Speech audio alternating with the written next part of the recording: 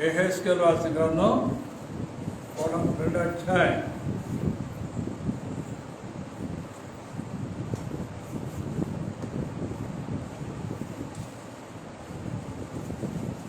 ఈ అధ్యాయం అంతా మార్చి చదువుదాం. యెహెజ్కేలు 2 అధ్యాయం.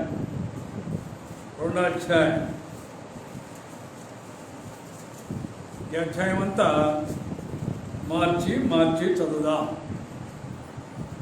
688 పేజీ నంబరు.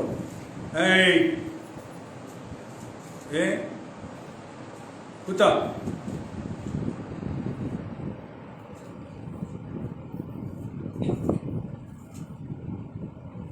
యెహెజ్కేలు 2 అధ్యాయం.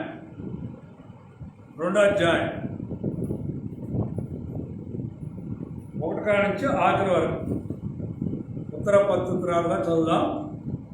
నిదానంగా మీ భాగాన్ని చదివేటప్పుడు నిదానం చదవండి. నరపుత్రుడా, నీవు చక్కగా నిలవబడము, నేను నీతో మాట్లాడవలని అని ఆత్మ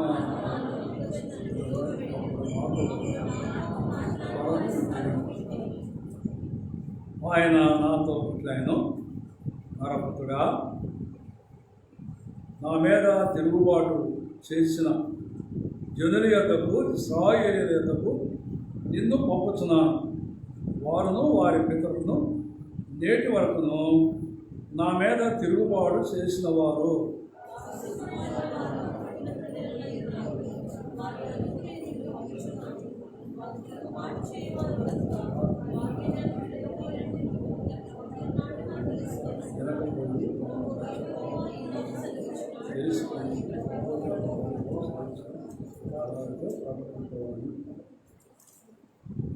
నరపుత్రుడా, నీవు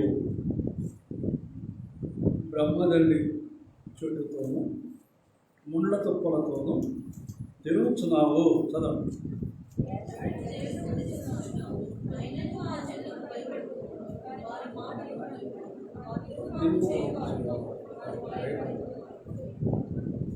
ఏడవచ్చు.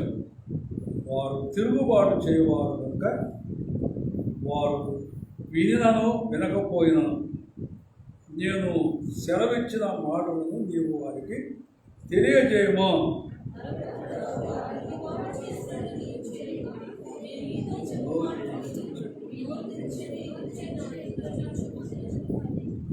తొమ్మిదవ వచనం చదువుతున్నా. నేను చూచుతుండగా గ్రంథమును పట్టుకొనిన ఒక చెయ్యి నా వద్దకు సాపబడెను.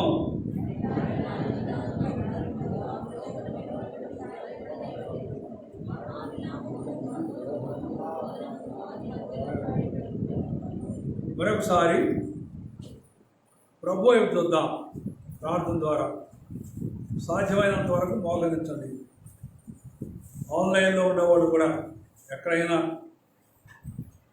సాధ్యమైనంత వరకు, బాగులేకపోతే తప్ప మోకరించండి. మోకరించడం ద్వారా విధేయత, ప్రభుకి విధేయత చూపిస్తున్నారు. మాకు కాదు. ప్రభు దగ్గర దీనత్వం, తగ్గింపు, ప్రభుకి సాగిలు పడుతున్నారు.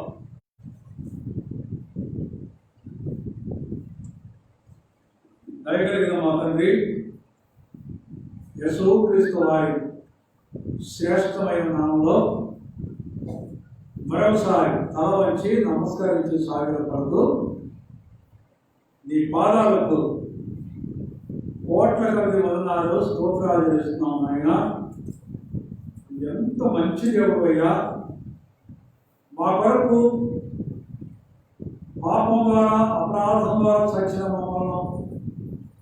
మమ్మల్ని రక్షించడం వరకు రక్షకుడుగా ఈ లోకానికి వచ్చి మిమ్మల్ని మీరుగా తగ్గించుకొని శిలువ మరణం పొందాక విధేయత చూపించి మా గొప్ప రక్షణ ఇచ్చినావయ్యా నీకు స్తోత్రాలు.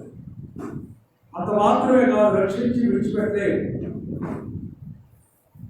లోకంలో ఎన్ని పరిశోధనలు వచ్చినా నువ్వు నమ్మదగిన దేవుడు అని రుజువుపరిచినావు. షడ్రకు మెషకు అగ్నిగోళ మధ్యలో వారు ఎప్పుడైతే నిన్నే ఆశ్రయించినారు, నిన్నే నమ్ముకున్నారు, నీకే మొరపెట్టినారు, నీకే సహాయపడ్డారు, నువ్వే రక్షకుడు అని వారు గుర్తించి నీకు లోపడ్డారు. వారు రక్షించినవయ్యా, అద్భుతకరుడి, ఆశ్చర్యకరుడి. అందుకనే హన్నా చెప్పింది, ఆ రక్షణ బట్టి నా హృదయం ఆనందంతో సంతోషంతో ఉల్లసిస్తుంది. కీర్తనకారుడు అన్నాడు, నాయన ఎంత అద్భుతమైన నిన్ను కనపరుస్తూ వచ్చినారు. మరియా ఎలిజబెత్ కూడా వారి హృదయాలు నీ వైపు సంతోషంతో నిన్ను సాగిలపడ్డారు. వారికి రక్షణ పాత్ర చాలా పట్టుకుని నీ బాధాన్ని అక్కడ సాగిలపడి అబ్బా తండ్రి నేను ప్రార్థించినాను. కొంతమంది బహిరంగంగా ఆరాధించగలిగినారు, కొంతమంది హృదయాల్లో ఆరాధించినారు, కొంతమంది నిద్రపోయినారు, కొంతమంది తెలియలే నిర్లక్ష్యంగా, కొంతమంది రక్షణ లేక అదేదో వాళ్ళకి అర్థం కాక చూస్తూ ఉన్నారు. మాకు ఇది వాళ్ళకు అర్థం చేయండి. మరొకసారి మరొక తరుణం నిశ్చితమైతే వారి కూడా నిన్ను అంగీకరించి నిన్ను ఆరాధించి వారిగా చేయండి. అంత మాత్రమే కాదు, అయినా నీ శరీరం నీ రక్తంలో మేము పాల్గొనక ముందు సజీవమైన నీ లేఖనాల ద్వారా మా పితరులు ఎలా నీ సన్నిధిలో వాళ్ళు నీ కొరకు జీవించి నీకు విధేయులుగా ఉన్నారు. నీ లేఖనాల ద్వారా మాతో మాట్లాడండి. వినగలిగే చెవులు, గ్రహించగలిగే మనసు, భద్రపరుచుకునే హృదయాన్ని ప్రతి ఒక్కరికి గ్రహించండి.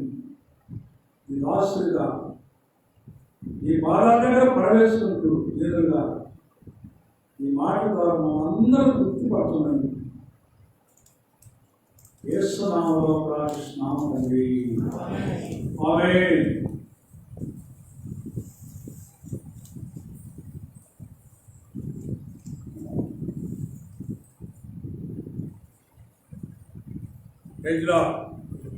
అందరు బాగున్నారు కదా? అందరు బాగున్నారమ్మా కదా? అందరు బాగున్నారుగా? మీకు ఒక మాట చెప్తాను, మీకు తెలుసు అయినా చెప్తాను, తెలిసిన మాట. ఎప్పుడన్నా కానీ ఎక్కడన్నా కానీ ప్రార్థన చేసినప్పుడు ఆమె చెప్పిన వెంటనే కళ్ళు తెరవాలి. కొంత కనిపెట్టండి, చెప్తున్నా, గుర్తుపెట్టుకోండి మాట.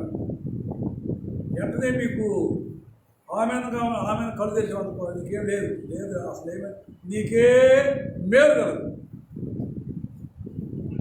ఆమె అని చెప్పిన తర్వాత కొంచెం సేపు కనిపెట్టు, తర్వాతే కళ్ళు తెరవు. మర్చిపోబా, ఇది చాలా ప్రాముఖ్యమైనది. దేవుని పిల్లలకి ఎన్ని చాలా సూత్రంతో కూడి మనం దేవుని పిల్లలు కాబట్టి పర్వాలేదే ప్రార్థన చేసుకున్నామని ఆశామాషగా అనుకుంటున్నాం. మరి చెప్తాం, మీకు తెలుసు. ఉదయకాలం లేకుండి ఏ టైంలో వెళ్తున్నారో నాకు తెలియదు, కానీ సాధ్యమైనంత వరకు 4 గంటలు లేకుండి. 4 గంటలకు లేస్తే ఆ సమయంలో శబ్దం ఉండదు, అంత సైలెంట్గా ఉంటుంది. ఎక్కడ శబ్దాలు కావు, ప్రశాంతంగా ఉంటుంది. మనసుకి నెమ్మదిగా దేవునితో మాట్లాడచ్చు. ఆ సమయంలో నిద్రపోవాలి. నేను వాక్యం చెప్పలేదుగా. ఆ సమయంలో కొంతసేపు సాధ్యమైనంత 1 గంట అరగంట మౌనంగా ప్రభు దగ్గర కనిపెట్టండి. ఏమీ అడగొద్దు, ఏం చెప్పొద్దు, కనిపెట్టండి. కనిపెట్టినటువంటి కళ్ళు తెరిచిన చోట కాదు. అసలు కళ్ళు తెరిచైనా ప్రార్థన చేయొచ్చు అని తప్పు కాదు. కళ్ళు ఎందుకు మూసుకుంటామో చెప్పండి. అసలు కళ్ళు ఎందుకు మూసుకుంటాం? మాట్లాడండి. మనకి ఏకాగ్రత కలిగింది. మన కళ్ళు అటు ఇటు చూసినప్పుడు వాటి మీద దృష్టి పడి మనసు చెదిరిపోతుంది. ఈ మనసు చెదిరిపోకుండా ఉండే దాని కొరకు కళ్ళు మూసుకోవాలి. కళ్ళు మూసుకున్న వాళ్ళందరికీ ఏముంటుందంటే వాళ్ళని వాళ్ళందరూ చూస్తూ ఉంటారు. విమర్శించేది కాదు ఇది. కళ్ళు తెలిసినటువంటి వ్యక్తి వాడి ఉద్దేశం ఏంటంటే ఇంక వాళ్ళకి అన్నీ ఉంటాయి. తను కావాలనుకున్న వాళ్ళకి కొట్టము, తను అనుకున్న దాన్ని చూడాలను, ఈయన ఈ చెప్తుంటే నేను కళ్ళు మూసుకోవాలా అని ఏదో సందేశం రకరకాలు ఉంటాయి. ప్రభువాక్యం, ప్రభు ప్రార్థన, ప్రభువుది అన్నప్పుడు కళ్ళు మూసుకోవాలి. పిల్లలకు కొన్ని నేర్పించండి. ఎన్నిసార్లు అయినా ఈ పిల్లలు అసలు కళ్ళు మూసుకునే పిల్లలు అరుదు. ఎంత చెప్పు, ఏమన్నా చెప్పు, మనం ఇంటికాడ అట్లా ఉంటే కదా వాళ్ళు కళ్ళు మూసుకోవాలి. వాళ్ళు అసలు ఎప్పుడంటే 6 నెలల దాకానే వాళ్ళని తిరగనీయాలి అంతే. ఇక తిరుగుతాడంటే నువ్వు వాడి పాపం చేపిస్తావు. నేను అంటలే, లేఖనాలు చెప్తుంది, నీకు తెలియదని చెప్తున్నా అంతే. వాళ్ళు తిరిగితే నాకేమైంది? మనం దేవుని పిల్లలమే. వెంటనే వాడు మోకరించాలి. సమయం మోకరించడం లేదా? వాళ్ళ అమ్మ నాన్న తీసుకొచ్చారండి దేవుని ఇంటికి. బాలుడు అయిన సమయంలో, బాలుడు అంటే ఎవరు? 8 సంవత్సరాలు బాలుడు ఏం అంటారు? తీసుకొచ్చారు. ఏం చేశారు? వాళ్ళ అమ్మ తీసుకొచ్చి మందిరానికి తీసుకొచ్చింది. పరిగెత్తుకుంటూ వచ్చి వాడేసి ఓ అమ్మ అలాగే ఓ నాన్న ఓ మా అమ్మ అది ఏడవలే. వాడు ఏడవలే. వాడి ఇంటికాడనే తల్లి వాడిని సరైన తరిమి చేసింది, ప్రార్థన వాడిగా చేసింది. ఎప్పుడు ప్రార్థన చేసిందో తీసుకొచ్చి తల్లి తండ్రి ఇద్దరు తీసుకుని మందిరంలో ఇస్తే వాడు అక్కడే సాగిల పడ్డారు, మొదలు. అది దేవుని పిల్లలంటే. మన పిల్లలు కొంచెం చూడండి, నేను చెప్పేది కొంచెం మనసులో పెట్టుకోండి. పొద్దాకులు పులుపు పొద్దాకులు వాడిని చేయటమే కాదు, మనం వాడిని చెడగొడుతున్నాం అంతే. మన గురుపు అంతా చెడగొట్టమే. వాడు ఎంత క్రమశిక్షణ కలిగి ఉంటాడో పిల్లలు ఫస్ట్ చెడగొట్టేది తండ్రి, రెండో తల్లి. వాడు క్రమశిక్షణ లేకపోవడం తండ్రే కారకుడు. వాడు క్రమంలో కూర్చోకపోవడం, క్రమంగా లోపడకపోవడం తండ్రి మొట్టమొదట. ఈనాడు ఒక్కొక్కరు ఏలకి బహుగారాభం అయిపోతుంది లోకం అంతా. అందుకని వాడు చెడిపోయి లోకంగా ఉన్నాడు, భ్రష్టు అయిపోతున్నాడు. దయచేసి దయచేసి దయచేసి నేను మనం చేస్తున్నాను, పెట్టండి. మీరు అనుకున్నారు మీ పిల్లలకి ఏం పెట్టారు, నాకు పెట్టండి, ఎవరు పెట్టాలి. లెగొంగోనే మొహం కడుక్కోగలనే ఒక కోడిగుడ్డు పగలు కొట్టేసి పాలలో ఆ తెల్ల వేసి ఆ ఎర్రదేమో బండి మీద వేసేసి ఉప్పు కారం వేసి దాగినాక అది పెట్టేది.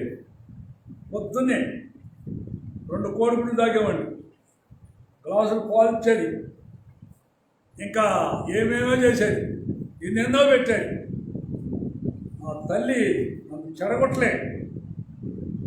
ఏ లోకంలో పరిస్థితి బట్టి వీడు సేవ చేయాల, లోకం తెలియాలి. కానీ ఒకరోజు నన్ను అంత చెడగొట్టింది వేళమ్మంటే, చెడగొట్టలేదయ్యా, నువ్వు సిగరెట్ తాగుతుంటే అసలు దాని సంగతి నీకు తెలియదు, అంత చెడిపోతావు అనుకోలే నేను. నువ్వు పేకాడు ఆడుతుంటే నువ్వు చెడిపోతావు అనుకోలే.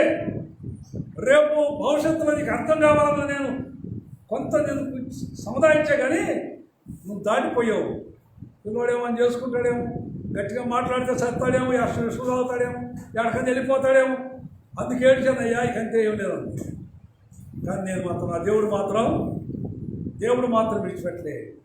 ఆయన ఇచ్చాడు కాబట్టి నన్ను వదిలిపెట్టలే. పట్టుకున్నాడు. నీ పిల్లలను కూడా వదిలిపెట్టండి అమ్మా, ఏ విడిగులు పడబాక. నీ బిడ్డల విషయాలు కూడా దేవుడు విడిచిపెట్టడు, ఎప్పుడు విడిచిపెట్టడు. మన వాళ్ళ కొరకు ముందే చెప్తే, మరి మీకు చెప్పే కదా ఒక మాట, ఒక మాట చెప్తా. మేము హెబ్రోన్లో ఉన్నామండి. బాప్తిసాలు మీరు కొత్త ఎవరు రాదు, కొంతమంది తెలుసు, ఆ బాప్తీస ట్యాంక్కి పక్కన లక్ష్మణ్ గారి రూమే ఇది. అవతల మేమున్నాం, అవతల ఇంకో ఫ్యామిలీ 5 ఫ్యామిలీస్ ఉన్నాం. ఒక పిల్లడు మేమున్న మెస్స ఎట్లే ఉంటుంది, తెత్తలేదు. మెస్స మీదకి ఎక్కి పైకి ఎక్కి గోడెక్కాడు. వాళ్ళ నాన్న వచ్చి బాగా కొట్టాడు. వాళ్ళ అమ్మ ఏడుతుంది. వాళ్ళు ఏంటి, ప్రదీప్ గారు ఆయన పేరు ప్రదీప్. అంత తోటకూర తెస్తాడు, మార్కెట్కి పోతే అంత తోటకూర తెస్తాడు. అన్న ఎందుకు ఏం చేసుకుంటాడు, వాళ్ళే తింటారు, వాళ్ళు పక్కన కూడా తింటారు. కొత్త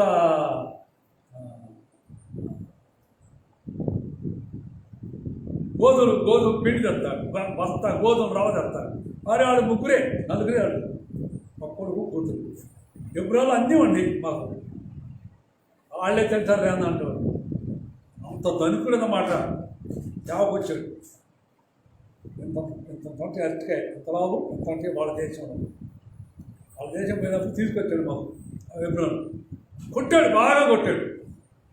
వాళ్ళు ఏంటో నా పిల్లలు బతుకుతారా సత్తారా కొట్టాడు. ఇట్లా ఎవరు అక్కని అటు కొట్టారు ఏందో నా పిల్లలు. ఇప్పుడు కొడితే వాడు ఎంత ఏడుతున్నారు వాళ్ళమ్మ. సత్యానికి అందరూ మోసుకుంటూ పోతే 10 సంవత్సరాలు ఎన్నాళ్ళు ఏడుతారు. వాడు సత్యానికి కాడు ఎక్కి పడి సత్యాడు, దారి పడ్డాడు సత్యాడు. అప్పుడు ఏడవరా, ఇప్పుడు కొట్టేది ఏడుతున్నారు. వాడు సత్తే వస్తమే కదా. వాడు సాగుకుండా ఉండాలంటే నేను వాడికి జాగ్రత్త చేయాలి. ప్రార్థన చేద్దాం. దయగలిగిన మా తండ్రి, మరొకసారి ఈ సన్నిధిలో ప్రార్థించే విషయం ఎలా మేము కనిపెట్టాలో, ఎలాగా నీ సన్నిధిలో తండ్రి విజ్ఞాపన చేయాలో, అలాగే మా పిల్లల్ని మేము ఎలా పెంచుకోవాలో తండ్రి. ఎందుకంటే రానున్న దినాల్లో వారు మమ్మల్ని సంతోషపరచాలంటే, వాడు మాకు లోబడాలంటే, నీకు విధేయులుగా నీ చిత్తాన్ని జరిగి జీవించే పిల్లలుగా ఉండాలంటే వారిని పెంచే విధానంలో మేము పెంచుకోవటకు సహాయపడండి. యెహెజ్కేలు 2వ అధ్యాయం. దేవా మాతో స్పష్టంగా మాట్లాడండి. యేసు నామములో ప్రార్థిస్తున్నాము తండ్రి, ఆమేన్. చదవండి. యెహెజ్కేలు 2వ అధ్యాయం. కొంచెం మనసు పెట్టినారు మీరు, నిద్రపోయేవాళ్ళు కూడా కొంచెం మనసు పెట్టినారు. చదవండి.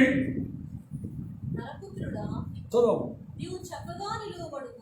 నరపుత్రుడా నీవు చక్కగా నిలబడు, నేను నీతో మాట్లాడవలనని నేను నీతో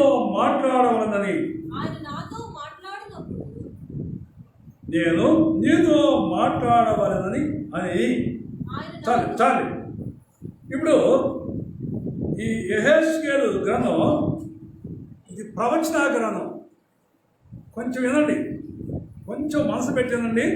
నేను క్లుప్తంగానే ముగించేస్తాను. ఇది 10 వచనాలండి. ఈ 10 వచనాలు 10 రోజులు మనం చెప్పుకుందాం. ప్రభుత్వం అయితే సమయంలో ఇక్కడ అంటాడు, నరపుత్రుడా నీవు చక్కగా నిలవబడము, నేను నీతో మాట్లాడేదను. చూడండి, దేవుడు మాట్లాడాలి అంటే ఎలా ఉండాలి? దేవుడు నీతో నాతో మాట్లాడాలని ఎలా ఉండాలి? ఎటబడతానుకుంటే కాదు, ఎలా మాట్లాడతాడు? వాక్యం చూడండి, చదవండి. 10 చదవండి. అప్పుడు చదవండి. నరపుత్రుడా నీవు చక్కగా నిలబడు. చూడండి, నిలబడితే మాట్లాడతాడు. నిలబడినప్పుడు ఓరక పగలో రాత్రులు అంత నుంచొని మాట్లాడతాడంటే అది కాదు, అది నుంచోవడం కాదు. నువ్వు చక్కగా నుంచో, వంకర చెక్కర ఉండకూడదు. నీ బతుకులో నా బతుకులో వంకర చెక్కర ఉంటే మాట్లాడు. ఏ వంకుండా, ఏ లోపం ఉండా, ఒకవేళ పక్షపాతం ఉండా, లేకపోతే ఏ ఏ జబ్బను ఏదన్నా ఉన్నది మాట్లాడి. శరీర జబ్బులు కాదయ్యి నేను చెప్పేది, ఆత్మీయ జబ్బు. ఆమె ఎన్ని సంవత్సరాలు వంగి తెలిసింది? 30. ఒక ఆమె నడువంగి యోహాను సువార్త ఏం పట్టుకుంది? దయ్యం పట్టింది. నడువంకి ఏముంది? నడువంగి నడుస్తుంది. నడువటం అంటే ఏంటి? నడువటం అంటే ఏం పట్టుకుంది? దయ్యం. అది నీకు ఏదుండా ఒక దెయ్యమే. నువ్వు చక్కగా నుంచోట్లేదు, కూర్చోట్లేదు, ఒక దెయ్యం పట్టింది నీకు.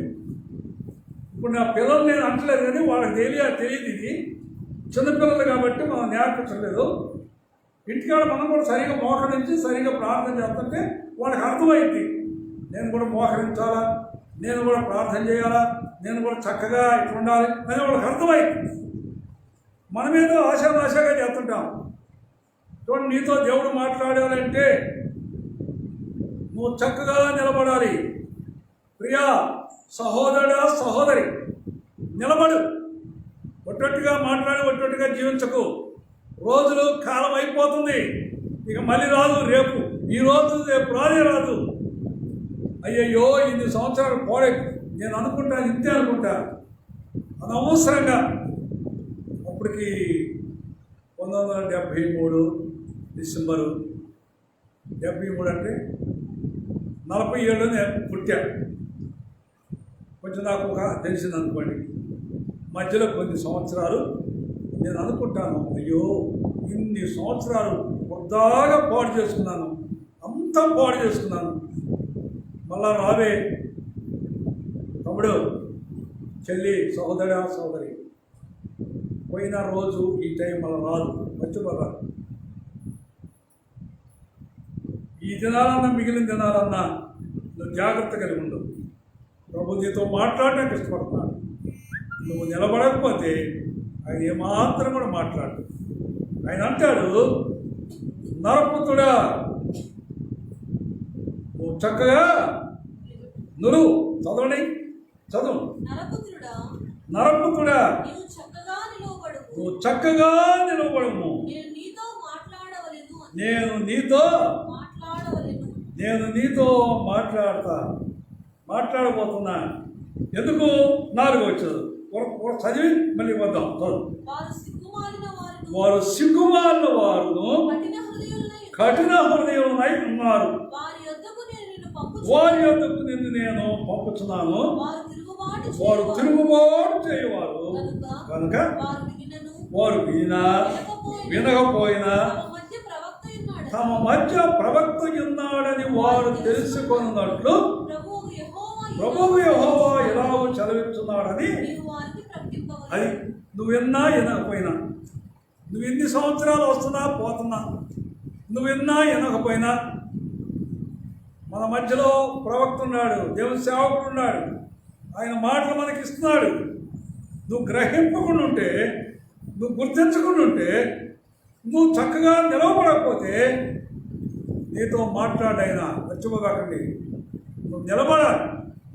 మళ్ళీ చదవండి. 1వ వచనం చూడండి. పదే చదివినా మర్చిపోవద్దు. చదువు. నరపుత్రుడా నువ్వు చక్కగా నిలవబడము. ఎప్పుడు మాట్లాడేది? అందరూ చెప్పండి. ఎప్పుడు మాట్లాడతారు ప్రభు? అందరూ చెప్పండి. ఎప్పుడు మాట్లాడతాడు? పిల్లలు కూడా ఎప్పుడు మాట్లాడతాడు ప్రభు? పిల్లలు మాతో మీతో కూడా మాట్లాడతారు. సమయంతో మాట్లాడేదా? సమయంతో మాట్లాడేదా? పిల్లలతో కూడా మాట్లాడు. పిల్లలంటే దేవుడికి ఇంకా ఇష్టం. అసలు పిల్లలంటే దేవునికి సంతోషం. భుజం మీద ఎక్కించుకుంటాడు, మీద కూర్చోబెట్టుకుంటాడు. వారికి ఎంత సంతోషం, అంత సంతోషం పిల్లలంటే. అదే మనల్ని కూడా ప్రభువులో చెప్పాడు, నీకు నాకు ఏముండాలంటే ఈ పిల్లల లాంటి మనస్సు కలిగి ఉండండి అన్నాడు. అందుకే నువ్వు చక్కగా నిలబడితే నీతో మాట్లాడతాను. నువ్వు చక్కగా నిలబడితే నీతో మాట్లాడు. నువ్వు చక్కగా నిలబడితే నీతో మాట్లాడు. ఎట్నుంచున్నావు ఒకసారి నువ్వే ఎవరికి వాళ్ళే పరీక్షించుకోండి. నువ్వు ఎలాగ నుంచున్నావో, ఎలాగ మాట్లాడుతున్నావో, ఎలాగ చూస్తున్నావో, ఎలాగ ఎంటున్నావో, ఎలాగ నడుస్తున్నావో, ఏమి కలిగి ఉన్నావో బయట లోపల ఇంట్లో బయట ఎక్కడున్నావు, ఏం చేస్తున్నావు, ఏం చేయబోతున్నావు. నువ్వు నిలబడకుండా ఉంటే ఊరక కుక్క గంతులాగా కోతి గంతులు అటు ఇటు ఎగిరి అక్కడికిక్కడ పరిగెత్తే ఆయన మాట్లాడు. 1వ యోహాను నేను కొన్ని ఉదాహరణలు చెప్తాను, తర్వాత దీని గురించి మనం చెప్పుకున్నాం. నిలబడటం ఇక్కడ అంటాడు, నరపుత్రుడా నువ్వు చక్కగా నిలబడు, నేను నీతో మాట్లాడుతున్నాను. నిలబడితే మాట్లాడతాడు. 2వ అధ్యాయం 14వ వచనం 1వ యోహాను 2వ అధ్యాయం 14వ వచనం. చిన్న పిల్లలారా మీరు తండ్రిని ఎరిగి ఉన్నారు కనుక తండ్రులారా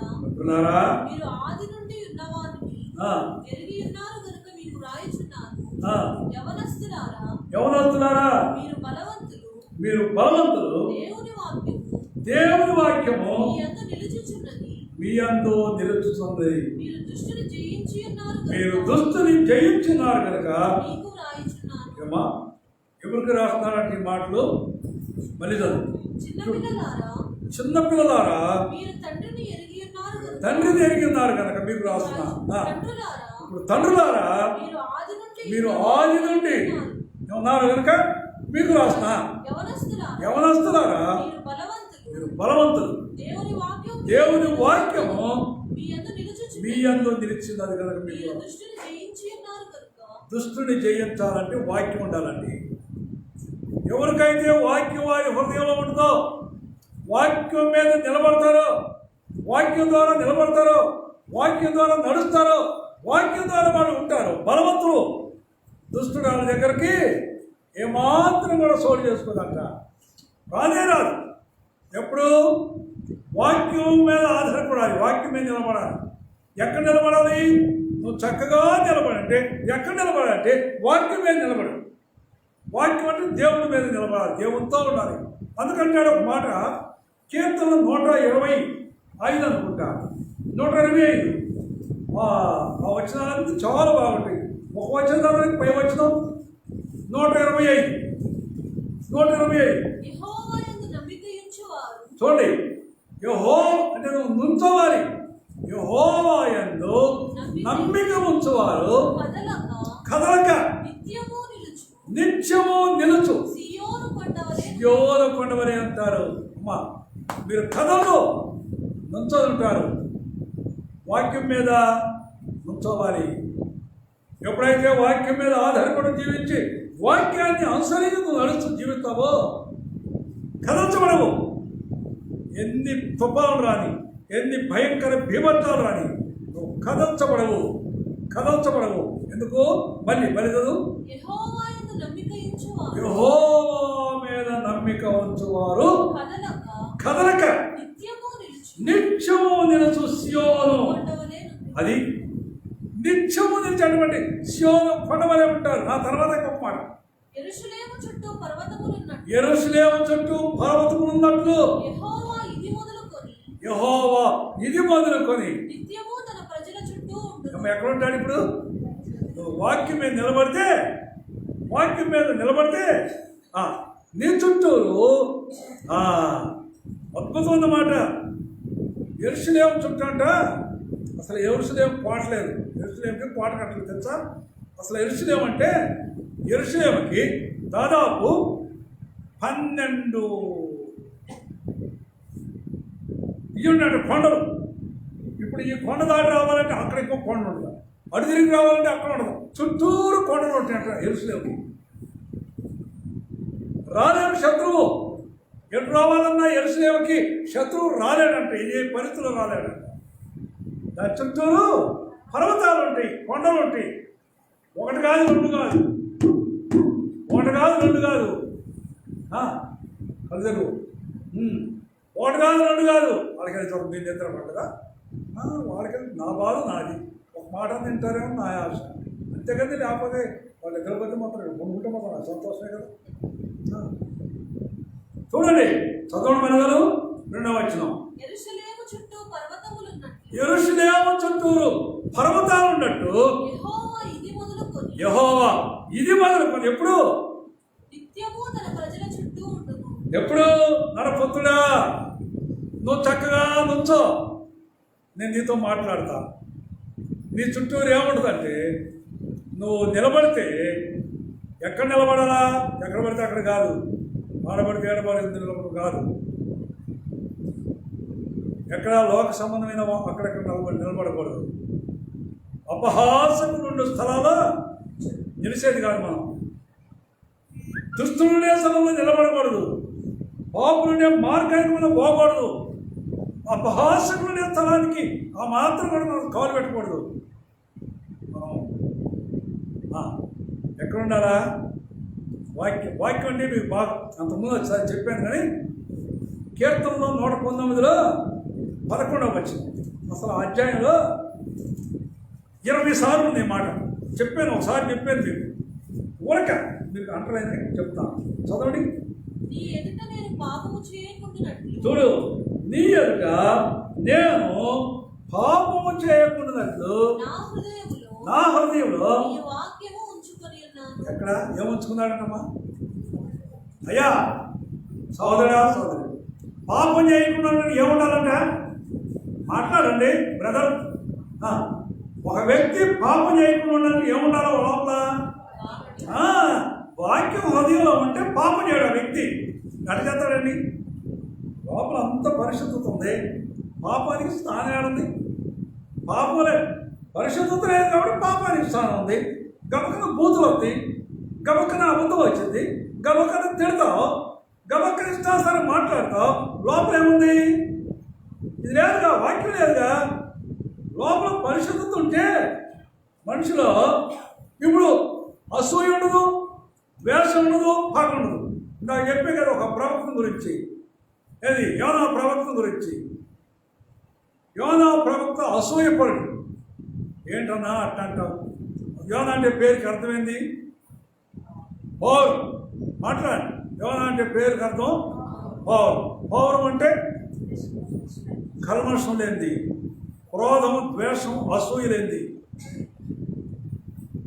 అంటే పౌరం కడుపు లోపల చేరుడు మనకి ఎంత ఉంటుంది.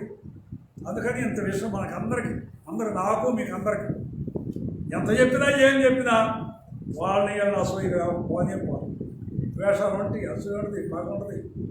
లోపల వాక్యం వచ్చి ఉంటే అది ఎందుకు ఎక్కువదే తెలియదు, అసలు ఆ దగ్గరికే రాదు. చూడు ఏమంటాడంటే, ఆ నినివే పట్టణం నాశనం అయిపోతుంది, నువ్వు వెళ్ళి సువార్త చెప్పు, వాళ్ళని ఆ పట్టణాన్ని అగ్నితో కాల్చేస్తాను అని చెప్పాడు దేవుడు. పోతా మధ్యలో ఇంకొక మార్గాన్ని బయలుదేరాడు. ఆయన వదిలిపెట్టగా పట్టుకుందాం వదిలిపెడతాడా? వాళ్ళు శాంతం తీసుకెళ్ళి దాకా వదిలిపెట్టడు, అందుకని పట్టుకొచ్చింది. అందుకే శాంతమైన మొన్న సేవకుల మీటింగ్లో, బ్రదర్స్ ప్రేయర్ మీటింగ్లో వాళ్ళు చెప్తున్నారు. దానియేలు గారు అందరూ కూర్చున్నప్పుడు మాట్లాడుతూ దానియేలు గారు అన్నాడు, నాకు చెప్పకుండా పోతావా పైకి అన్నాడు. లేదయ్యా, నేను చెప్పే పోతా, తప్పనిసరిగా చెప్పకుండా నేటపోతాను. ఏమరత్మని అన్నాడు, ఒక్కడే పోతే ఇష్టం లేదని, నీతో రావాలని ఆయన ఇష్టపడతాడు అంటుంది అది అన్నాడు. అందరూ నవ్వుతున్నాం. అర్థమైంది చెప్పింది.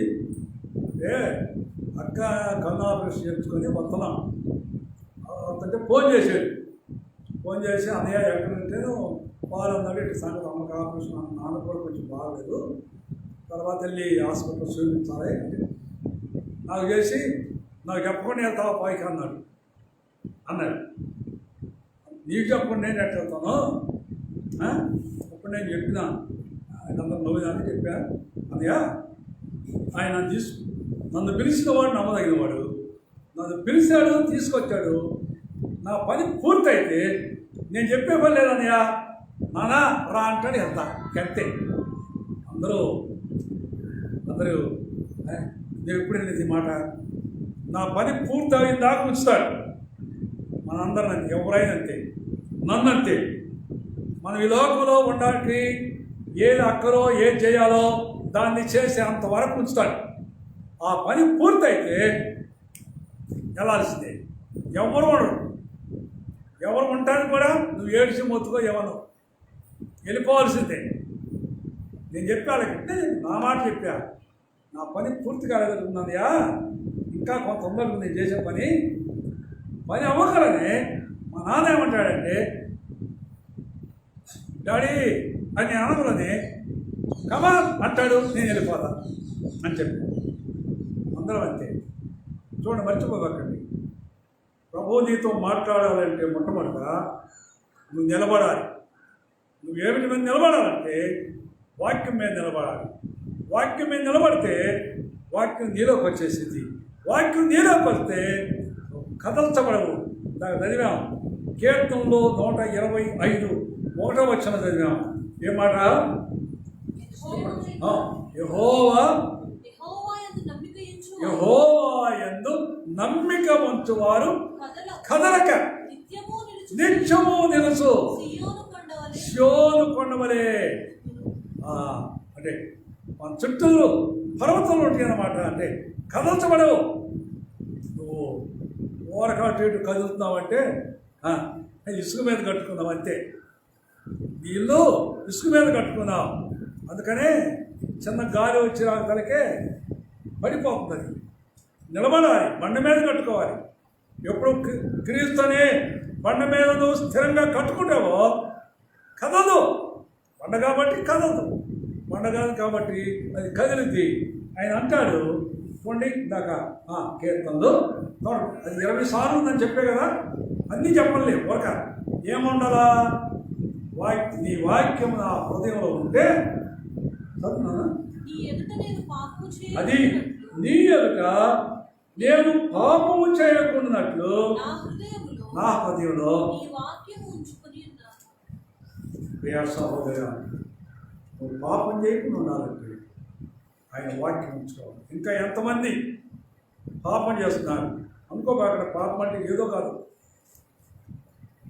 నీ కొడుకునో నీ కూతురునో కూతురు మాట్లాడుతున్నావు, నీ భార్యనో ఎవరో తిడుతున్నావు, లేదా నీ ఇరుగు పొరుగు ఎవరో సమయాలు నీ నోటితో ఇష్టానుసారంగా మాట్లాడుతున్నావు. ఆయన వాక్యం నీ లోపల లేదు కాబట్టి 17వ వచ్చింది. నేను కళ్ళు మూసుకొని చెప్తుంటాను, కొంచెం తొందరగా ఒక అంటర్లైన్గా చదువుదాం. దాన్ని 17 చదువు. చూడు, నీ సేవకుడైన నేను బ్రతుకున్నట్లు నా ఎడల అయ్యా నీ దయారసము 67 నీ వాక్యాన్ని బట్టి నేను నడుచుకుంటా. ఎందుకంటే నీ వాచారు అంటే నీ దయారసం, నేను నీ వాక్యాన్ని బట్టి నడుచుకుంటా. అయ్యా, ఎన్ని సంవత్సరాలు రక్షించబడ్డావు, ఎన్ని సంవత్సరాలు మందిరానికి వస్తున్నావు. మరి ఒక్కసారి గుర్తుపెట్టుకో, వాక్యం సారంగా నువ్వు చూపిస్తున్నావా?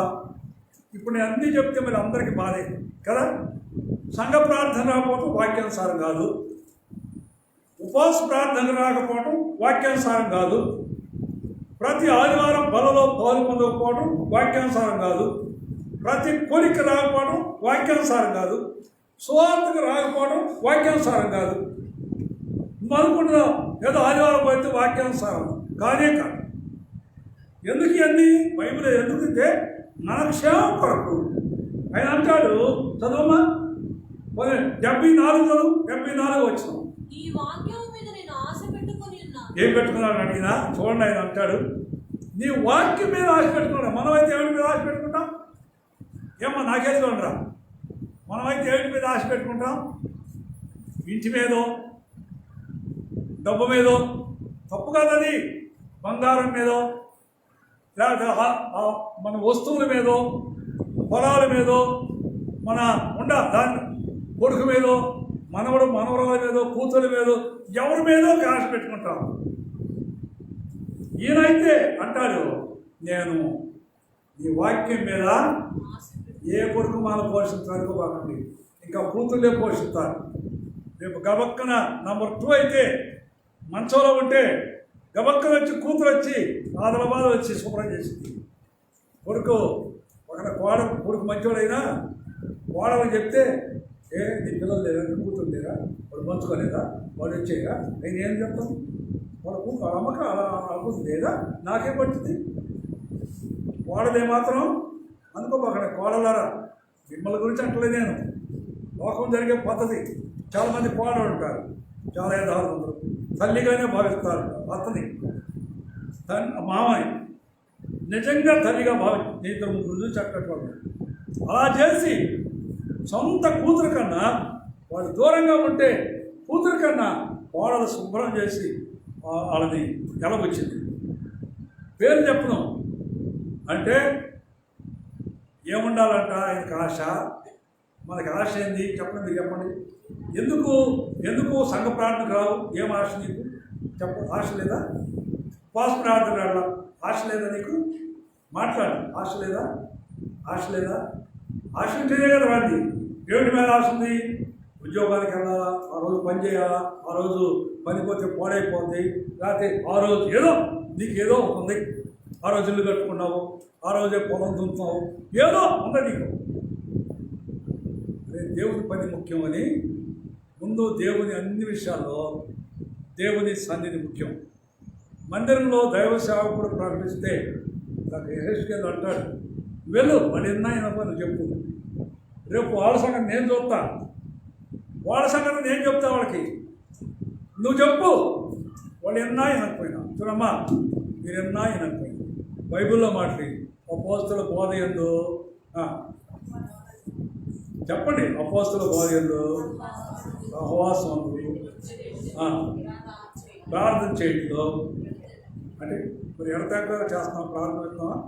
మాట్లాడండి. మరి ప్రార్థన చేస్తున్నావా? ఏం ఆశ? 81 అదే 119 ఈయన అంటాడు. ఇంకా ఇందాకేమో అంతకుముందేమో నీ వాక్యం మీద నిలబడ్డాను, నీ వాక్యం నా హృదయంలో ఉంది, కదల్చబడను, నాకు ఆశ ఉంది, నేను నీ వాక్యం అంటే ఎంతగా చేసిన ఆయన ఇప్పుడు అంటాడు 81 నీ రక్షణ కొరకయ్యా భయంకరమైన కొట్టుకుంటూ గుద్దుకుంటూ కండలు చేర్చుకుంటూ రక్త చిత్తమైపోయేవే, నన్ను రక్షించకు అంత గొప్ప క్రైదనం నా కొరకు చేసిన ఆ రక్షణ కొరకు నేను ఆ రక్షణ కొరకు నా ప్రాణం సొమ్మచలుతుందంట. చూడంట మూర్చపోయినట్టు అయిపోతుందంట. ఆ రక్షణ గురించి నిన్ను రక్షించిన విధానం చూస్తే నిజంగా నువ్వు నేను కూడా సొమ్మసిలిపోతాం. ఆయన అంటాడు, ఆ కీర్తనకాడు చదువున్నానా, నీ రక్షణ కొరకు నా ప్రాణము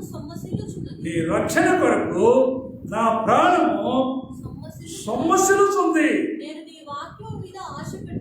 అయ్యా నేను నీ వాక్యం మీద ఆశ పెట్టుకున్నాను, నువ్వేమిటి మీద ఆశ పెట్టుకున్నా లోపల అన్నీ మనం విడిచిపెట్టాల్సింది, ఏది ఒక్కటి ఉండదు, ఒక్కడు అన్నీ మనం విడిచిపెట్టాల్సింది. 10వ వచనం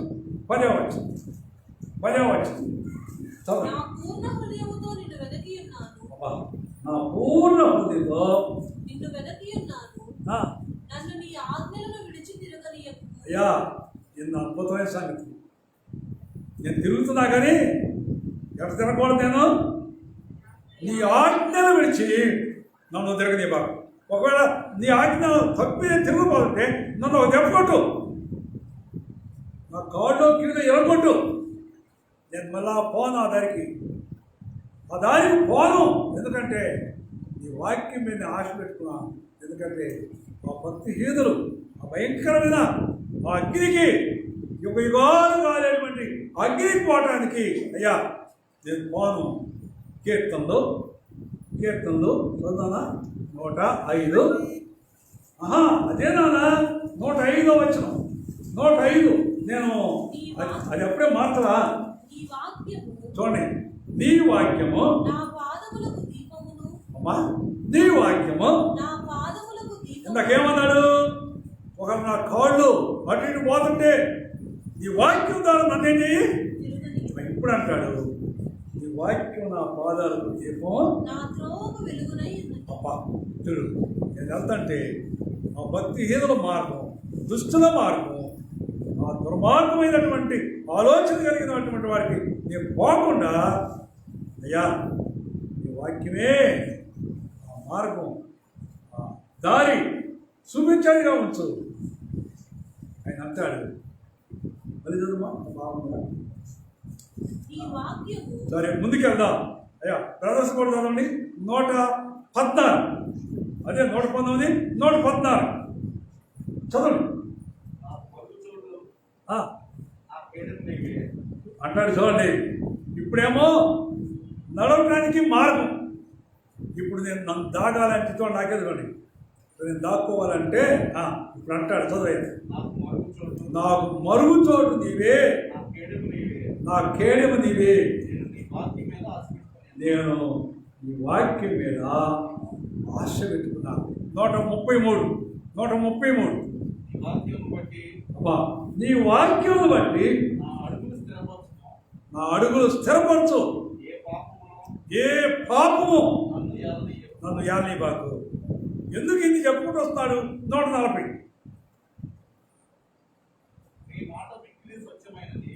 నీ మాట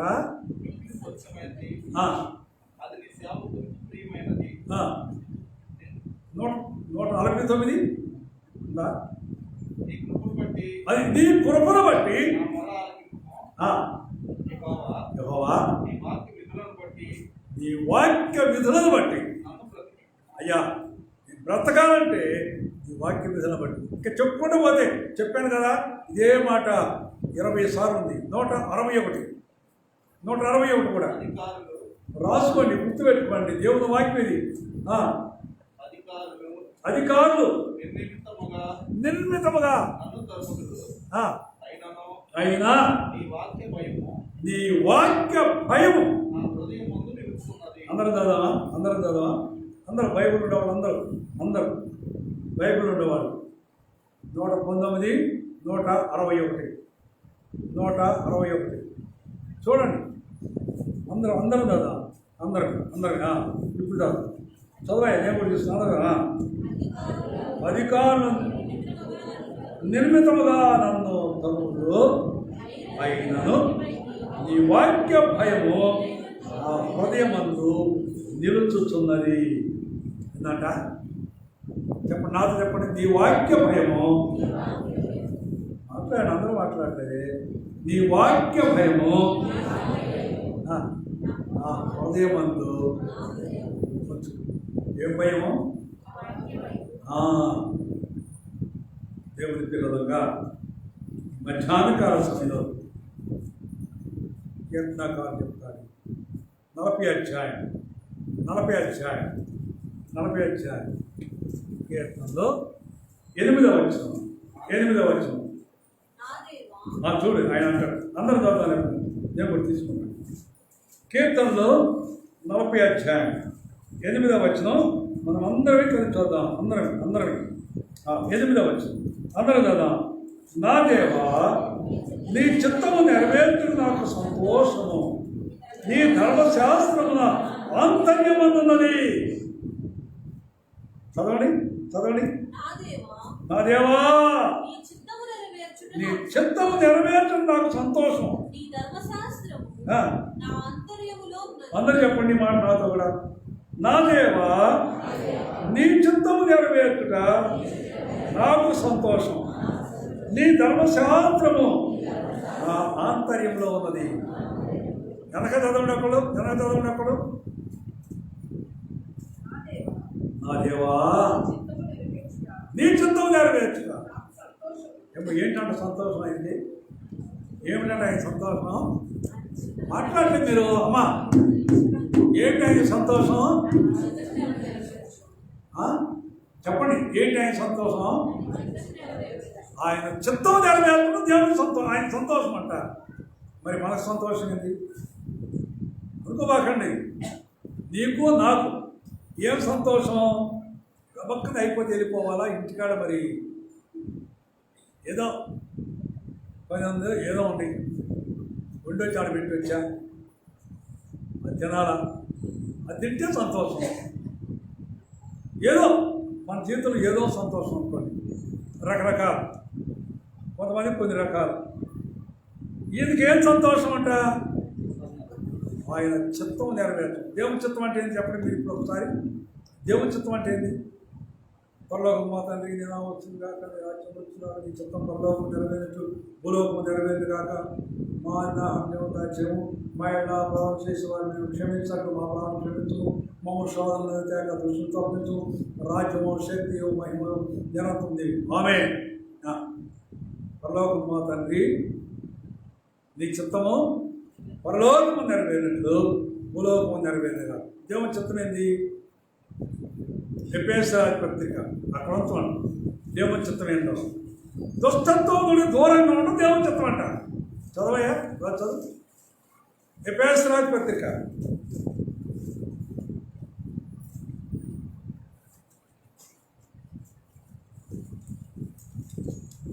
లేదా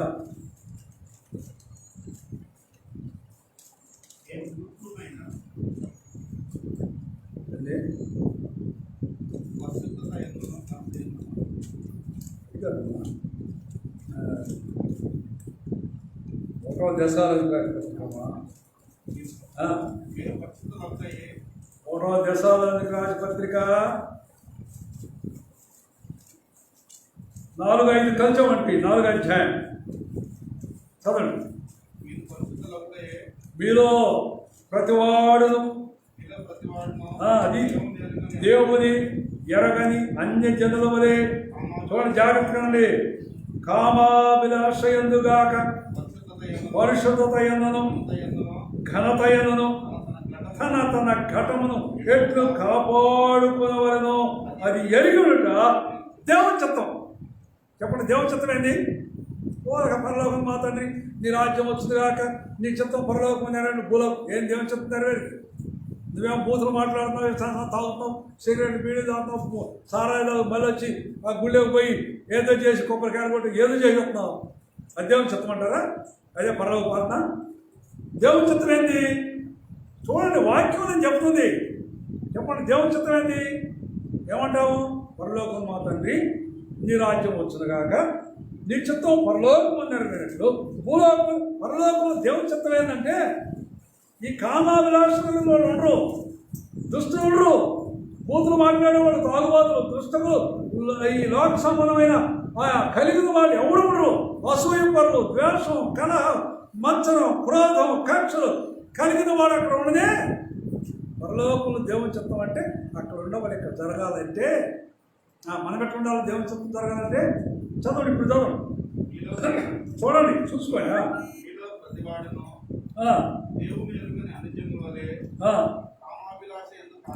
కామాభిలాషయందుగాక పరిశుద్ధత యందును.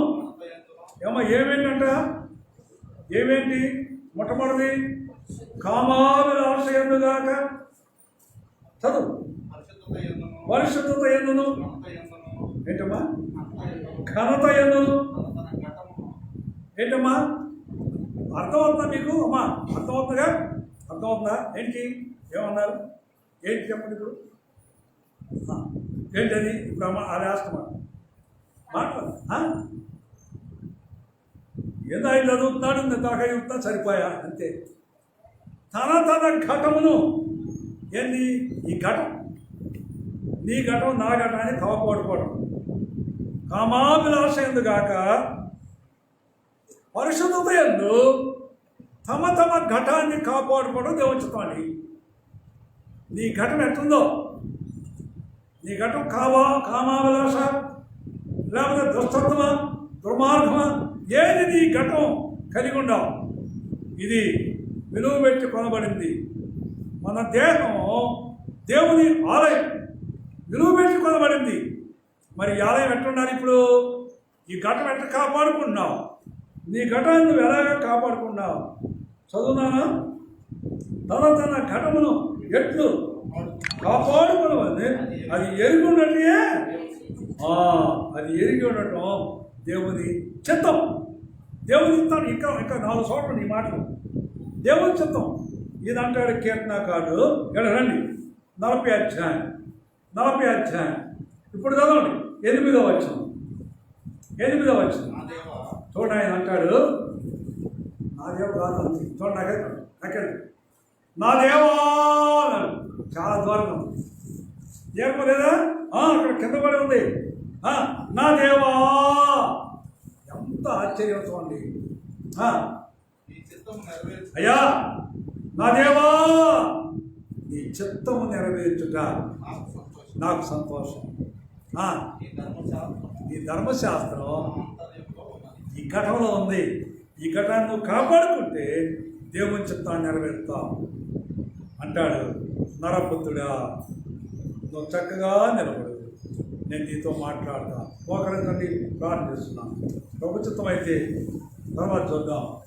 మోకరించండి, ప్రార్థన చేసుకుందాం. ప్రార్థన చేసుకొని ప్రభు శరీరం, ప్రభు రత్నంలో పాల్పొందుదాం.